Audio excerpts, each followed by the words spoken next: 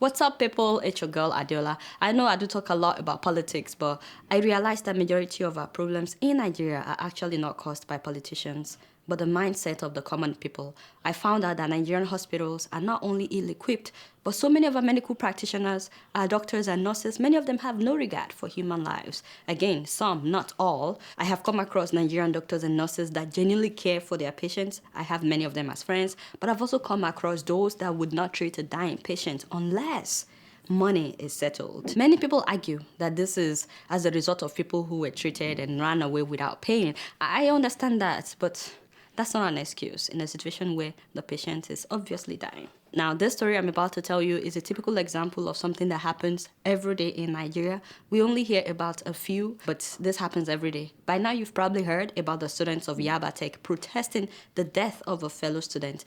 That is Dazan Charity Oluwabukola, a 27-year-old final year student studying office technology management at Yahyah in Lagos. So there has been several reports that she had sickle cell, but several students have disputed this. They denied it. So this account I'm about to give you is the account of her friends who were with her till her last moment. It was on Tuesday when Dazan finished her French shorthand practical examination around 2 in the afternoon, and then she fell sick. But getting to the school clinic, all they gave her, after waiting for hours, all they gave her was paracetamol. That's like ibuprofen, pain reliever, in case you're not familiar with paracetamol. According to her friends who took her back to her hostel, the clinic didn't allow her to go beyond the lobby. Now, when the girl got back to the hostel, she was complaining to her friends that not only was she really, really tired, but that she was having pains in both hands. Clearly, something was going on with the girl, right?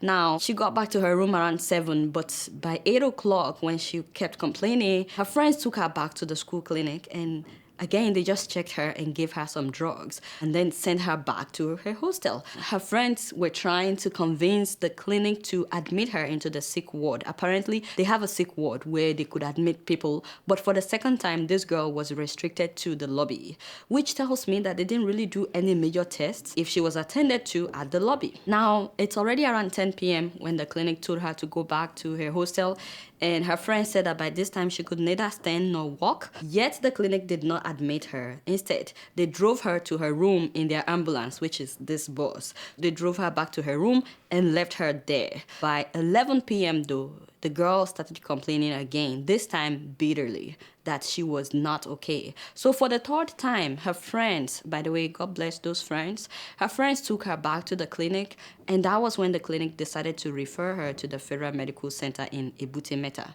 So they drove her in their bus, this ambulance, with a letter from the chief doctor at the school clinic. But getting to the Federal Hospital, my people, the doctors there said they would not attend to Dazan until her friends pay a 35,000 naira admission fee, coupled with other registration fees, everything amounting to 43,000 naira. That's about $215. So these students begged the hospital to please start treating this girl while they run around looking for the money. But do you know that the doctors refused? And not only did they refuse, but they told the students, you can't leave her here. Take her along with you on your fundraising hustle. When I read that, I broke down. I wanted to cry. I was like, how could you? So the students had to carry her along with them as they drove back to their school to raise money. The chief doctor at their school gave them 10,000 naira. The Dazan's Christian Fellowship, CNS Fellowship, raised 25,000 naira among themselves, and her roommates raised 3,000 naira, making 38,000 naira. So they went back to this federal hospital, accompanied by a nurse from their school clinic, and you would think that by now they would start treating this girl immediately at the federal hospital, but no. They insisted that the students must follow due procedure of paying the fees. Keep in mind, this is the middle of the night, and the doctors insisted that they should go to the cashier's office to make all the payments, to get her registered, get her a card, put in all her information and all that. That's another 600 naira, by the way, to get her a card. So they said they had to come back with the receipt, that they had to see the receipt before they would start treating her. Now, by that time, Dazan was saying, but faintly, she kept saying, I'm dying. Please help me. I'm dying. Please help me. I think that this is the most difficult part of that story for me. The fact that she kept saying that. And the doctor that was supposed to treat her said that she should shut up. So the students divided themselves into two groups. A group of them went to pay the admission fee of 35,000 naira, and then the second group went to pay for the drip and blood. Those doctors knew that she needed blood. That's why they were charging for blood before even treating her. But they didn't give it to her. They didn't give her blood. They wanted her friends to pay first. But when the students came back from making all the payments around 2 in the morning, the doctor said, well, they ran some tests on her. They said there was no single drop of blood left in her body and that they couldn't locate her veins. So there was no way for them to pass any water or blood into her bloodstream. After giving this report, they declared that Dazan had passed away. By the way, the hospital said that they would not refund the money that the students raised, except the 600 naira that they paid for hospital card. They also refused to issue her a death certificate. I mean, she was nobody, right? She wasn't the daughter of a governor or senator or a big businessman. They refused to issue her death certificate because she didn't spend up to 24 hours at their facility. So the students drove her dead body back to campus. I don't even need to talk about the fact that the hospital on campus left her body in their ambulance overnight. By morning time, flies had surrounded the bus because she defecated at the last minute and they left her in her mess. They didn't clean her up. By the way, Dazan was an only child of her parents. The father is not feeling well. The mom is also sick. So needless to say, the students protested, especially because they each pay 3,000 naira for medical fees every year. I just had to talk about this story because it tells a lot about us as a people, the attitude of those in any position of authority in Nigeria. And I'm not talking about politicians right now, but I do realize that once Nigerians are in some kind of position to help others, even little things, we like to act as if we are gods. It's about time that we change our mindset. This is not how it's done in so many other parts of the world. Teachers treat their students in Nigeria as if you're doing them a favor. They paid to enroll at these schools, not be so, yet you fail them like no man's business just because you can, just because they didn't buy your handout. I remember a professor of mine called me one day. She just wanted to see how I was doing. This was years after college, and a friend of mine that just came from Nigeria was there, and he was shocked that my professor called me. He was like, "That was your professor? Your professor called you?" It's not a big deal here in America. We grade our professors' performances in America. You go to some ministries in Nigeria, the secretary will keep you waiting for hours before telling the Oga you came to see that you are around. And even after Oga says you can come in, the secretary will just sit there for minutes before letting you know. Some bankers in Nigeria will see people lined up and they will be chatting as if you are invisible. And then the way they will talk to you when they're attending to you makes you wonder why you are banking with them in the first place. At the airports, custom officers have delayed me simply because I refuse to give them a gunje bribe. Why are we like that in Nigeria? Even in churches, instead of taking care of the poor among us, we're busy building new buildings, new auditoriums. Most universities built by Nigerian churches are not affordable for the common people, and many of them are church members. To be honest, Nigeria can never really maximize its potentials until we, the people, change our attitude and our mindset to accept that whatever responsibility we've been given, it's a privilege to see what we can do to change lives. Having said that, there are people who have regards for human lives. There are people who don't look down on others just because of their financial status or dressing.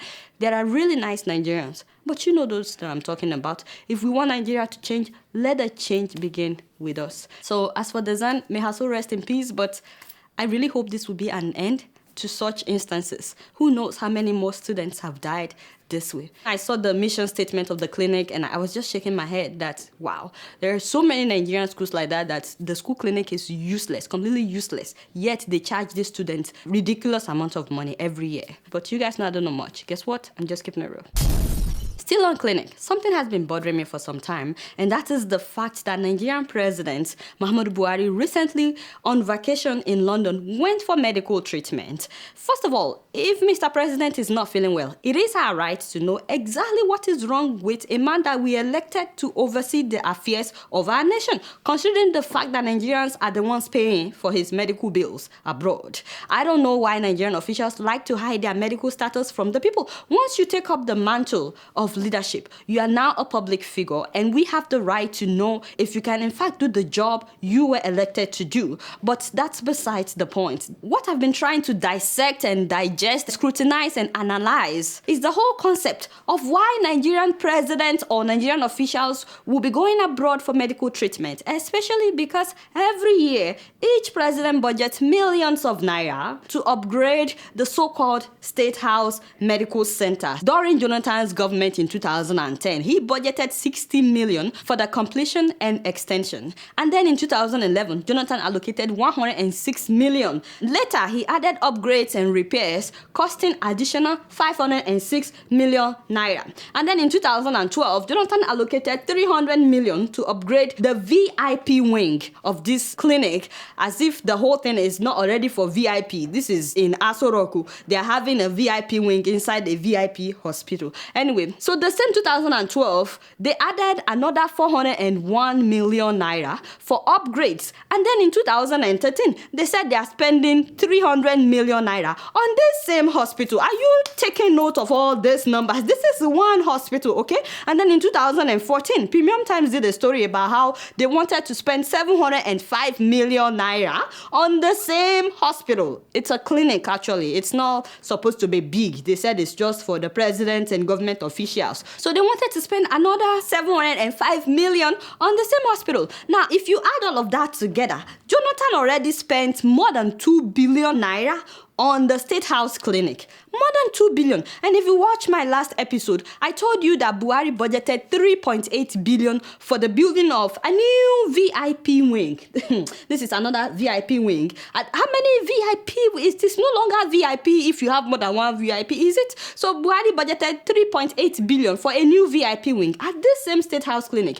In addition to another 3.2 billion for health equipment and supplies for this same clinic. And then on this same 2016 budget, there's another 203 million naira for drugs and medical supplies for this same clinic. If you add Buhari's own, that is more than 7 billion naira that he wants to spend on the same clinic. So I've been really perplexed as to why this clinic is not yet the best in Africa, or at least be of international standard with all the money that we are spending on it. When Goodluck Jonathan's wife was sick, that woman went to Germany several times for treatment. Despite going abroad though, she still said that she almost died, according to her testimony. Now our former petroleum minister is in London for cancer treatment, only for me to hear that Buhari also went to doctors in London. It's not as if there's anything wrong in, if you're somewhere, you go to the doctor's place. But does this make sense to you? All I'm saying is, where is the money going to? If really we've been spending all these billions on the State House Clinic, why is it that our officials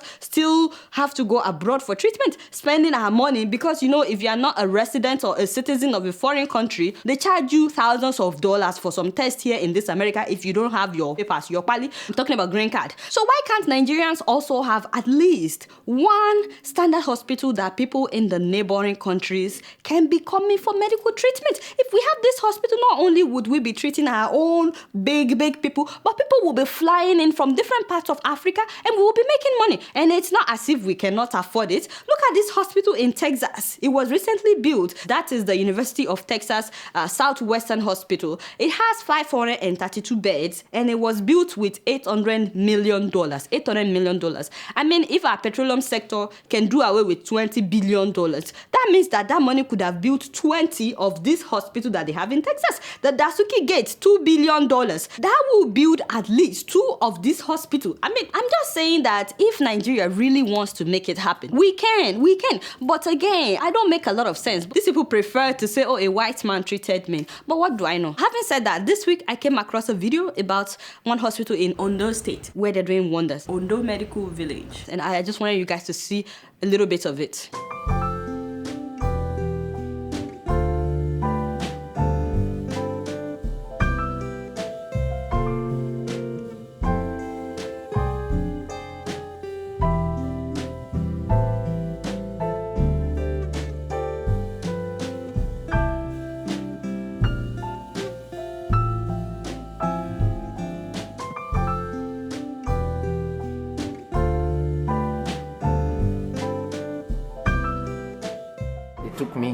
They treated me well without asking for anything from them. They made sure that I was stable before asking for money.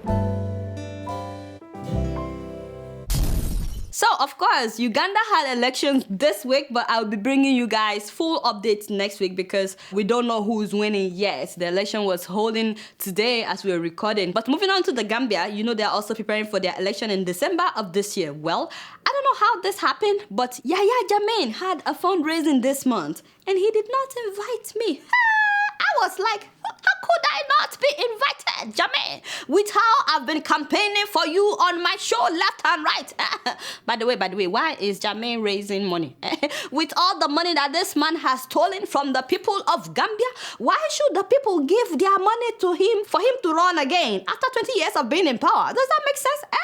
Granted, some of the tables were empty from the pictures that I saw, but I also saw people on some of the tables, my Gambian people. The problem now is the opposition parties are all divided. And I'm like, why don't they unite and become one? Do a coalition, bring PPP and UDP together. I heard that these are the biggest parties. Merge together so you can have one strong opposition candidate to stand against Jammeh. That is what we had to do in Nigeria to kick out Goodluck Jonathan. So many parties came together to form APC. By the way, I heard that one of the opposition parties, PPP, will be having a gala in Maryland on February 27th. So if you're a Gambian and you don't want Jammeh to win, if you can make it there to show them some love. But I still think that the opposition members need to come together as one and face Yahyah Jammeh squarely. But you guys know I don't know much. Good luck to my Gambian people in this upcoming election. I can't wait to see what will happen. Guess what? I'm just keeping it real.